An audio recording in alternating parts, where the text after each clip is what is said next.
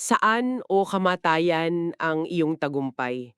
Saan o kamatayan ang iyong tibo? Yan yung sikat na tanong mula sa 1 Corinto, 'di ba? Pero sa mga source na pinag-aralan natin, parang hindi lang ito basta tanong. Parang ito yung simula ng isang cosmic mystery. Ang misyon natin ngayon, subukan sagutin yung isang malaking tanong na lumabas dito. Kung siguradang hustisya ng Diyos, bakit parang ang tagal? Bakit tila may hinihintay?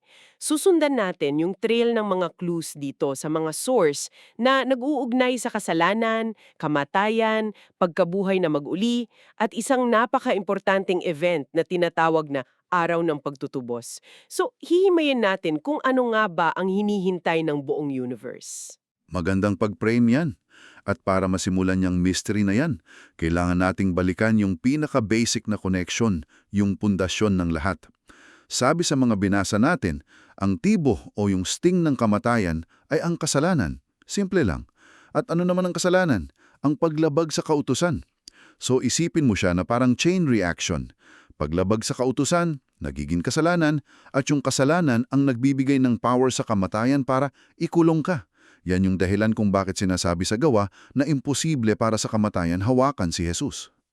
Dahil wala siyang kasalanan. Eksakto. Kung walang kasalanan, walang tibo. Walang hawak sa iyo ang kamatayan. Okay, gets. So, zero kasalanan equals zero power ang kamatayan. Kung yan yung premise, paano naging patunay yung pagkabuhay ng mag-uli? Kasi akala ko, ang pagkabuhay ng mag-uli, yun na yung grand finale, di ba? Yung ultimate miracle. Pero parang may mas malalim pa siyang ibig sabihin. Ano ba talaga yung pinapatunay nito?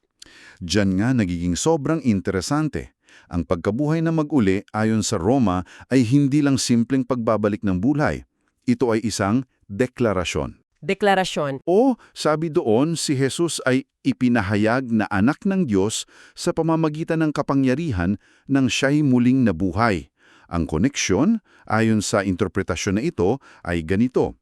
Yung pagkabuhay na mag-uli ang pinakasolidong ebidensya na nasunod yung kautusan ng perpekto. At kung napatunayang nasunod ito, ibig sabihin totoo ang kautusan, makatarungan at posible pala siyang sundin. Ang sinumang makapagpatunay niyan sa pamamagitan ng pagbangon mula sa mga patay ay tinatawag na anak ng Diyos. Wow, sandali. So, hindi lang ito, hey, I'm alive again. Ito ay isang public declaration na nagsasabing, this law is true and I am the living proof. That changes the whole picture. Ibig sabihin, yung resurrection, hindi lang siya storya tungkol sa buhay na walang hanggan, kundi isang legal na pagpapatunay. Eksakto, isang legal na pagpapatunay. At dito na natin kailangan palawakin yung lens natin, hindi lang tutungkol sa isang tao. Kasi ikinokonekta ito ng mga source natin sa isang mas malaking kaganapan sa Roma chapter 8 kung saan sinasabi na yung buong sangniliha, yung buong universe ay parang nananabik at naghihintay sa pagpapakita ng mga anak ng Diyos. Biglang naging plural. Oo, hindi na lang anak, kundi mga anak. Dito na pumapasok yung ideya na may isang grupo ng tao na susunod sa yapak ni Kristo at sila yung magiging kolektibong katibayan. Okay, mga anak ng Diyos. Para malinaw sa lahat, iba ba ito sa pangkalahatang ideya na lahat ng mananampalataya ay anak ng Diyos? Kasi base sa binasa natin, parang may specific group na tinutukoy dito, yung mga martir na saksi. Tama ba? At mayroon pa silang hinihintay. Kasi yung verse sa Hebreo, sinasabi na si Kristo ay umupo na at naghihintay hanggang ang kanyang mga kaaway ay maging tuntungan ng kanyang mga paa. So, ano o sino yung hinihintay niya? Ang hinihintay niya ay inilalarawan sa isang napakadramatic na eksena sa Aklat ng Pahayag sa Kabanata 6. Pagbukas ng ikalimang selyo, may nakitang mga kaluluwa sa ilalim ng dambana. Sila raw yung mga pinatay dahil sa salita ng Diyos at sa kanilang tapat na patotoo. At may isa silang tanong na isinisigaw, hanggang kailan, Panginoon, hindi mo kami ipaghihigante? Grabe, isang napakatinding tanong mula sa mga nagbuwis ng buhay. At ano ang sagot sa kanila? Siguro, malapit na o magtiis lang kayo. Yun ang iisipin mo, no? Ang sagot ay mas specific at, to be honest, medyo nakakagulat. Sinabihan silang magpahinga pa kayo ng kaunting panahon hanggang sa mabuo ang bilang ng inyong mga kapatid na papatayin ding tulad ninyo. Teka, so may kwota? May bilang na kailangang punuin? Parang sama pakinggan. Para bang sinasabi, sorry, kailangan pa nating huntayin na may mamatay na ilan pa bago kami umaksyon. Paano yan ipinapaliwanag ng source? Madaling isipin yan, at yan yung natural na reaksyon. Pero ayon sa paliwanag dito, ang paghihintay ay hindi para sa parusa, kundi para makumpleto yung ebidensya. At ito yung isa sa mga pinaka-critical na punto sa mga source natin. Ang dahilan kung bakit kailangang hintayin na mabuo yung bilang ng mga martir ay hindi para sa Diyos, alam na niya ang lahat, kundi para sa buong sanglikha. Para sa... Kasama na ang mga anghel at iba pang nilalang sa universe. Teka, linawin natin to kasi this is a huge idea. So ang sinasabi mo, based sa mga binasa natin, ang buong cosmic justice system ay nakapos. Naghihintay sa isang grupo ng tao na patunayan muna na tama at makatarungan yung batas bago pa man ilapad yung hatol. Parang kailangan muna ng Exhibit A bago magsimula yung trial? Yan ang pinakaangkop na analogy. Kumbaga isang cosmic legal precedent. Yung unang pagkabuhay na maguli, kung saan itong mga martir na ito ang bubuhayin, yan ang magsisilbing hindi matatawarang patunay sa buong universe. Na posible pala? Na posible palang sundin yung kautusan ng Diyos kahit sa gitna ng pinakamatinding pagsubok, pagdurusa at kamatayan. Kapag napatunayan na yan sa harap ng lahat, walang sino man sa buong universe ang makakapag-question sa pag-ibig at katarungan ng Diyos kapag hinatulan na niya ang mga sadyang lumabag. So, ito yung sagot kung bakit hindi pa pwedeng humatol agad. Kasi kung hahatol siya ng walang ganitong public na pagpapatunay, maaaring may magduda. At sabi pa nga sa source, maaaring magkaroon ng pangalawang Satanas, isa pang pag-aaklas dahil sa hindi pagkaunawa sa karakter ng Diyos. Wow! Yan pala yung hinihintay. Hindi lang oras, kundi isang kumplatong ebidensya. Eksakto. Ang unang pagkakabuhay na mag-uli ng mga martir ang magseset ng standard. Ito ang magsasabing, the law is just, judgment can now begin. Okay, this is a lot to take in. May mga martir na kailangang makumpleto, may pagpapatunay na kailangang mangyari. Kung pagsasama-samahin natin lahat to, paano yung itsura ng timeline? Anong mauuna sa huli once na mahit na yung quota ng mga martir? Okay, heto yung sequence of events na binuo mula sa mga pinag-ugnay-ugnay na teksto. Una, kapag kumpleto na yung bilang, may tutunog, ang huling trompeta o ang ikapitong trompeta. Ito yung sikat na verse sa 1 Corinto 15 na sa isang iglap sa isang kisapmata, sa tunog ng huling trompeta may mangyayaring malaki. At siya na yung Pangalawa, yan na mismo ang unang pagkabuhay na maguli. Ito yung event na hinihintay. Dito, yung mga martir na saksi, yung mga namatay na at yung mga buhay pa sa panahong yon na dumaan sa matinding pagsubok ay babaguhin ng anyo o bubuhayin muli. Sila na yung kompletong Exhibit A. So, pagkatapos nilang mabuhay muli, akyat na sa langit at party na, tapos na. Hindi pa. Pagkatapos niyan, pangatlo, magsisimula pa lang yung paghahanda para sa mas malaking proseso. Sa Aklat ng Pahayag, Chapter 8, pagbukas ng ikapitong selyo, may katahimikan sa langit. Tapos may isang anghel na mag-aalay ng insenso kasama yung mga panalangin ng mga banal. This is the preparation for the main event, ang araw ng pagtutubos. Okay, so may paghanda pa. Parang bago ang isang malaking seremonya. Anong kasunod? Pang-apat, pagkatapos ng pag-aalay, magsisimula ng hipa ng 7 trampeta na siyang signal ng iba't ibang kapigatihan at paghatol sa lupa. At pang-5, ang mismong araw ng pagtutubos ay magsisimula pagkatapos ng ikapitong trampeta at pagkatapos ng unang pagkabuhay na mag-uli.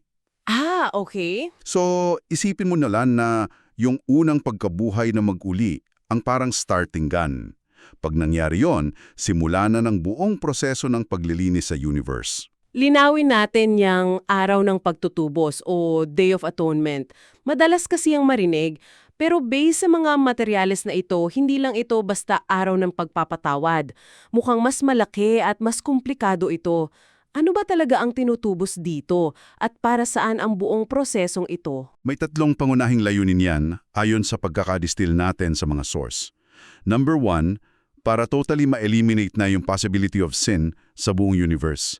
Hindi lang parusahan, kundi tanggalin yung mismong ugat at potensyal nito. Pangalawa, para gawing perpekto ang malayang kalooban o free will ng lahat. Paanong perfecto? Ang ganda ng ideya dito, kapag lubusan ng naunawaan ng lahat ng nilikha, yung pag-ibig at katarungan ng Diyos na pinatunayan ng mga martir, mamamahalin na nila siya ng walang takot o pagdududa. Yung pag-ibig na yon ang mag-aalis ng pagnanasang magkasala. Magiging natural na sa kanila ang kabutihan. So, hindi na sila mabait dahil takot maparusahan, kundi dahil in love sila sa kabutihan. At yung pangatlo, syempre, ay yung hindi magandang part para sa iba. Oo, ang pangatlo kay ang paghatol sa mga sadyang tumangging magsisi. Ito na yung paglalapat ng hustisya. So, it's a threefold process. Paglilinis ng kasalanan, pagpeperpekto ng kalooban, at paglalapat ng katarungan. May isang chart sa isa sa mga source na pinadala mo na sobrang nakatulong para ma-visualize ko to. Ipinapakita niya kung paanong yung mga ritual sa lumang tipan sa aklat ng Levitico ay parang anino lang o movie trailer. At yung katotohanan o yung main movie ay nasa bagong tipan sa aklat ng pahayag. Yan. Napakalinaw ng ponalalisms dyan. Bago natin i-unpack yan, para lang sa context ng lahat, no? Yung araw ng pagtutubo sa lumang tipan, yun yung pinakasagradong araw sa isang taon para sa mga Israelita. Ito yung araw na ang punong saserdote ay pumapasok sa pinakabanal na lugar ng templo para linisin ito mula sa mga kasalanan ng buong bayan. It's a day of national cleansing. Ngayon, tingnan natin kung paano yan nag-match sa pahayag. Okay, game. Yung una sa listahan ay ang pag-aalay ng insenso. Tama. Yung pag-aalay ng insenso ng punong saserdote sa Leviticus 16 bago siya pumasok ay direktang katumbas ng pag-aalay ng insenso sa langit sa pahayag 8. Yung bago hipan yung 7 trampeta? Eksakto. Parehong-pareho. Paghahanda para sa isang sagradong gawain ng paglilinis. Okay, anong sunod? May paglilinis sa iba't ibang parte ng santuaryo. Oo. Yung pagtutubos para sa kabanal-banalang dako sa Levitico, yung pinakaloob, ay tumutugma sa 7 huling salot sa pahayag 15. At ang clue dito ay yung sinasabi na habang ibinubuhos yung 7 salot sa lupa, walang sinuman ang makakapasok sa templo sa langit hanggat hindi ito natatapos. Parang may major deep cleaning na nangyayari sa loob at bawal pumasok. Tama. Pagkatapos ng loob, lilinisin naman yung dambana sa labas. Ito naman ayon sa chart ay katumbas ng paghatol sa hukbo ng halimaw sa pahayag 19. So, kung yung langit na linis na, isusunod naman yung nasa baba. Yun na nga. At yung pinakahuli at siguro pinakasikat na parte ng ritual, yung scapegoat. Paano yung nag-fit in? At dito pumapasok yung isa sa pinaka-visual na ritual sa lumang tipan, yung scapegoat o yung kambing na para kay Azazel. Isipin mo, bawat taon pagkatapos ng lahat ng paglilinis, may isang kambing na simbolikong pinapasanan ng lahat ng kasalanan ng buong bayan. Tapos, palalayasin yon sa disyerto para dalhin palayo yung kasalanan. Ngayon, ikinokonekta yan ng source natin sa mangyayari kay Satanas. Sa pahayag 20, pagkatapos ng lahat ng paglilinis at paghatol, si Satanas na siyang sinasabing pinagmulan ng kasalanan ay huhulihin at itatapon sa kalalimang walang hangganan. Siya ang ultimate scapegoat na magdadala ng kasalanan palayo sa universe. Kompleto ang sequence. Okay, teka. May isang tanong na biglang pumasok sa isip ko.